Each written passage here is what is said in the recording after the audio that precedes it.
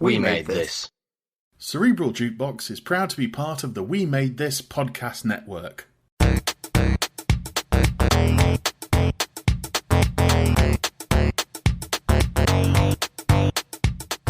Hello there, thank you very much for downloading this episode.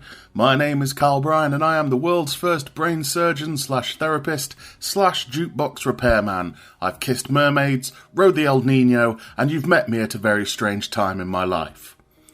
This is Cerebral Jukebox, where a guest tells me about a song they found so catchy it stuck in their head on repeat. We have a bit of a chat about it, then I give them a choice to remove it from their internal memory forever, or they can keep it for prosperity. My guest today is a journalist who founded the national student publication in 2002 and was its editor-in-chief for 15 years. Since then he's written for publications such as Time, Drowned in Sound, Metal Hammer, Under the Radar, Louder, Gigwise and many others. It's James Thornhill. James, how are you doing today? I'm great, thank you, Carl. Excellent. How are you? I'm not too bad, not too bad. Before we started recording, we were both complaining about how sort of creaky and cracky we are. But yeah, apart from that, not too bad. Yes, the relentless passage of time is taking it out on our bodies, obviously. Yeah, that's why we go audio only these days. Yes, of course.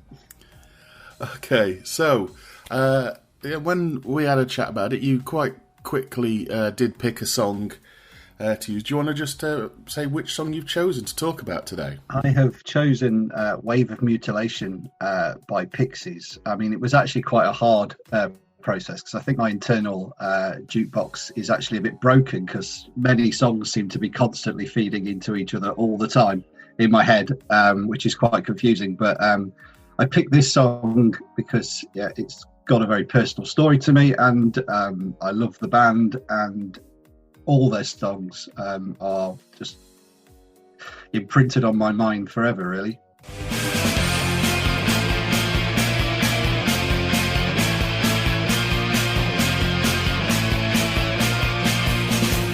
So a couple of quick facts about the song. It was released on the second album Doolittle in 1989. Frank Black described this song about being about Japanese businessmen doing murder-suicides with their families because they'd failed in business, and they're driving off a pier into the ocean, which after a bit of research I discovered was a phenomenon back in the 80s. It was voted the fourth best Pixies song by Rolling Stone readers back in 2013, just behind Debaser, Where Is My Mind and Hey. And while not released as a single, it was used as the title for a 2004 Best Of compilation. So, James, when was the first time you remember sort of hearing this song? Oh, well, I've got a really personal story about this. I was on a skiing trip when I was 12 with school, and for whatever reason, adolescent children fall out with each other. I ended up on the coach on the way back, sitting by myself, and ended up sitting next to my humanities teacher, which was somebody who'd just come out of university. And while I was listening to my Walkman, she started handing me cassette tapes that I should be listening to, playing me lots and lots of great music. And I, at the end of that, I asked if I could bring her a cassette tape into school so that she could copy me some stuff onto a cassette tape, and which she did a couple of weeks later. And basically that cassette tape, which I've still got, formed much of my music taste probably from then till now. It had bands like Early Blur on it, Jane's Addiction, Teenage Fan Club, the Lemonheads, and the Pixies, which was the first time that I'd ever heard them. And it just became, a massive part of my whole love of music, and one of the main reasons that I got into writing about music. I've interviewed them several times, and it was such a sort of pivotal moment, which is kind of weird because she left the school not that long after that, probably a year, and it probably doesn't remember me or making the cassette tape or any part of that, but it really is a big thing for me.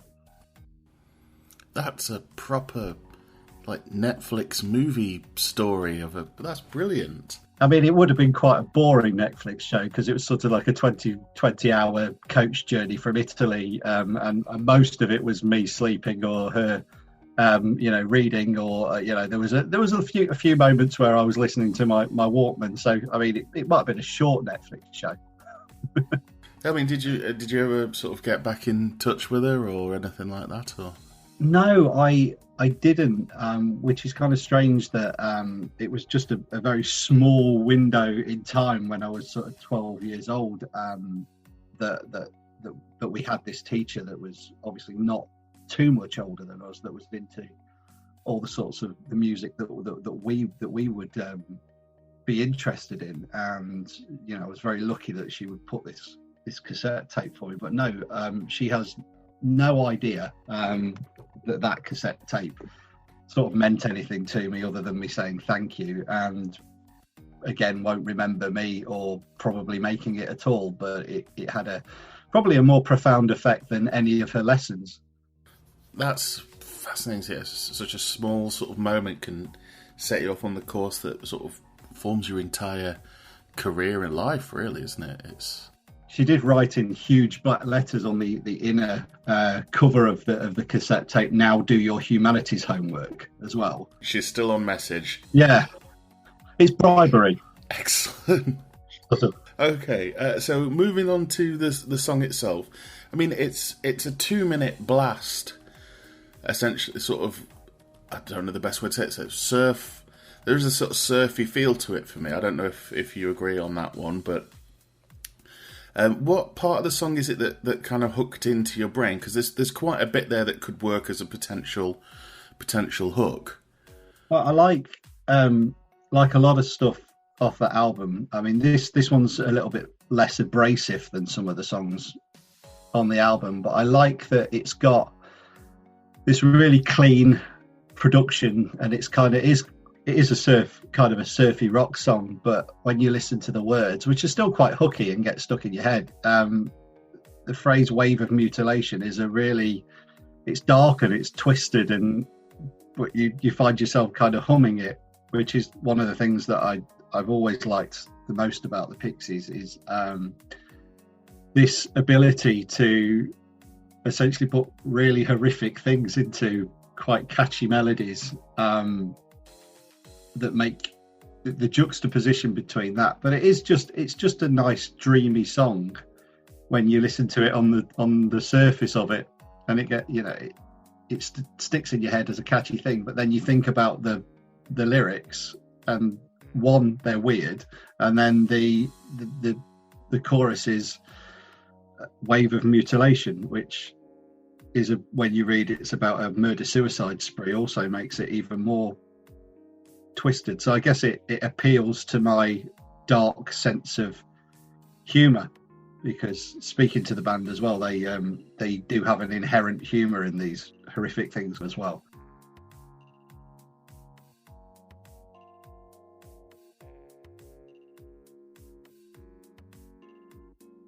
Do you know that there's a even surfier, slower version of it that got released? I do, yeah. And I first heard that version there was a film with Christian Slater in it called "Pump Up the Volume," where he's a pirate radio DJ in his basement. Hard on Harry. Yeah. So that's the first time I heard that. Yeah. That version's even slower and more dreamy, and sort of you'd imagine yourself sitting on a beach in the sun, having a nice relaxing time, and then there's still those lyrics. Weird.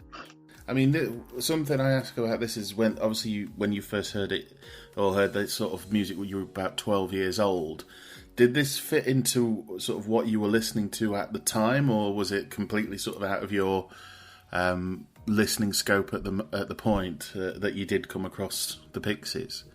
Well, I think at that point, still very young, but Nirvana had broken massively. So I think like most people, I was hugely into them. So yes, it did fit in to kind of what I was starting to listen to and starting to be into at that time. But they sounded, and still do, they don't quite sound like anything else that I'd heard. I was listening to a lot of punk, and my older cousins were into a lot of metal and stuff like that as well. So but this, I mean, Nirvana did feel like my band, but they were everyone else's band as well. And at the time, Pixies weren't particularly popular, so they felt like a bit of a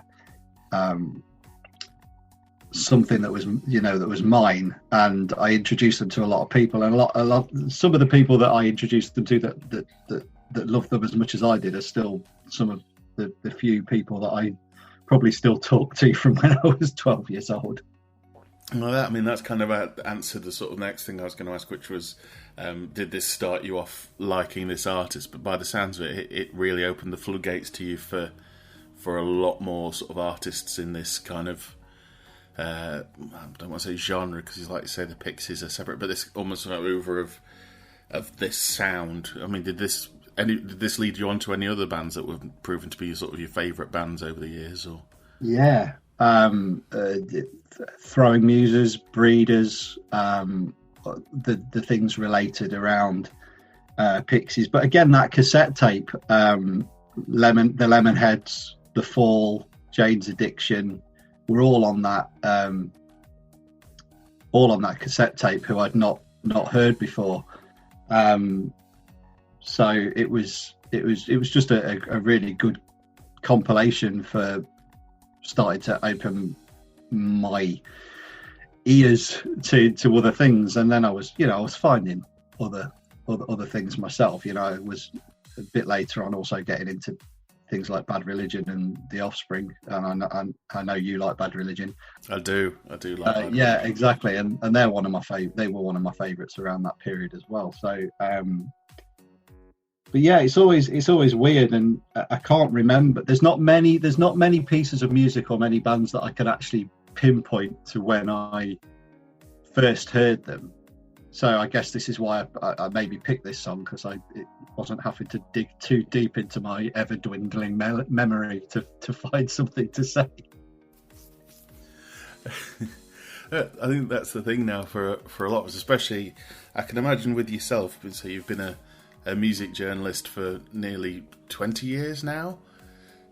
You must have heard so much music that for stuff to really stick out, especially from that far back, it has to be very important or very, very sort of outstanding for it to stick in the brain like that. Yeah, but I do think that you remember things from when you were a teenager, strangely sometimes more vividly, because at that point everything was exciting, wasn't it? So many things were new and everything was exciting, whereas as you get older, things are less so, maybe because you've experienced things or you've heard things, and it takes a bit more to excite you, whereas as a teenager something excites you every couple of months probably.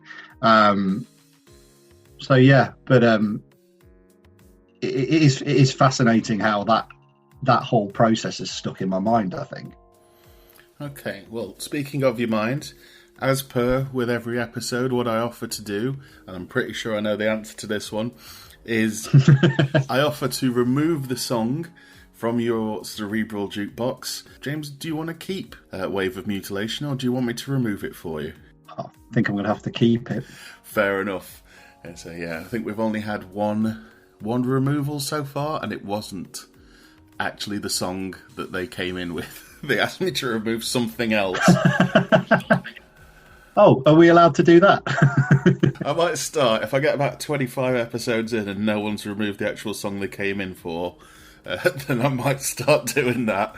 But yes, we will keep Wave of Mutilation in your Cerebral Jukebox. James, is there anything you would like to mention, and where can we find you online?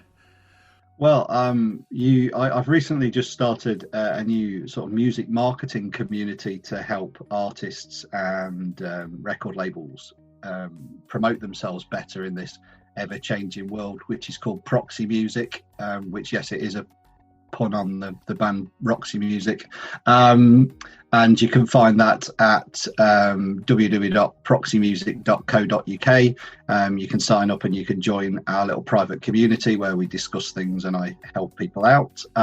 If you want to find me on Twitter, I'm Journo Thornhill, and I'm James Thornhill on Facebook if anyone wants to find what I'm doing on there as well. Brilliant. Thank you very much, James. Thank you for coming on Cerebral Jukebox. Thank you for having me. Not a problem.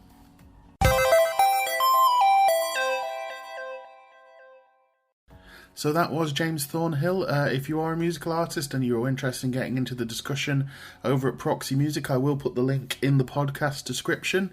That's about it for this week. Thank you very much for joining in. If you do want to get involved in the discussion, you can add us on Twitter at Cerebral Jukebox. And if you're interested in what I'm up to, you can go to allmylinks.com/Mr. Carl, and it is MISTER.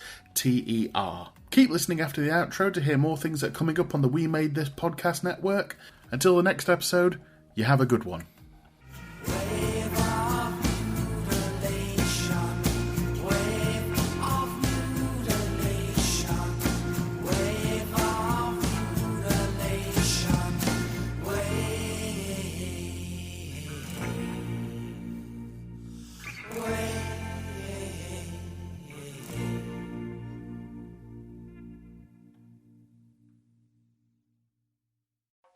Elsewhere on We Made This. Motion pictures. Cinema's reopening here, and they have this list. It's like 450 films or something. You know, you're talking about The Empire Strikes Back, The Shining, or whatever. They've got a big list of what they're allowed to show. And there are some old films on there that are like pretty cringy today, like things like Breakfast at Tiffany's, where you have, I don't know if you've seen that film. But, I haven't, no, actually. Mickey Rooney plays Audrey Hepburn's like Japanese neighbour, and it's it's probably one of my least favourite performances ever. Is this like Laurence Olivier playing the Sudanese like revolutionary in Khartoum in the 60s, where he was black top essentially? It's terrible. It leans into all the stereotypes. God. Right in the childhood. So I've got lots of stuff like The Tripods, Dark Season, Brave Star, Nightmare, Robin of Sherwood, goodness knows what else that I'm going to be bringing to the table. None of which I've actually heard of. That's not even... I was thinking I'd maybe, like when we came up with this idea, I thought, I'll know a few. None at all. So, you know, these are things roughly from 1981 to 1995. Whereas, what are you bringing to the table? Well, I'm glad you asked.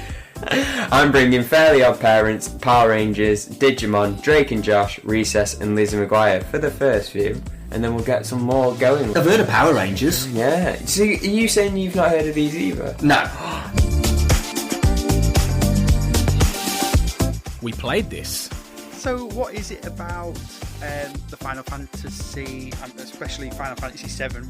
What do you like about that series? There's a lot that I like about the series. I love the system of materia and how you can actually raise that up instead of improving certain stats. Well, you can improve stats as well, but that's not really where the focus is. It's more about getting all of this magical energy up to its highest level, and then it has babies, and you have new ones, and that's so adorable. Check out all of these shows and more on the We Made This podcast network.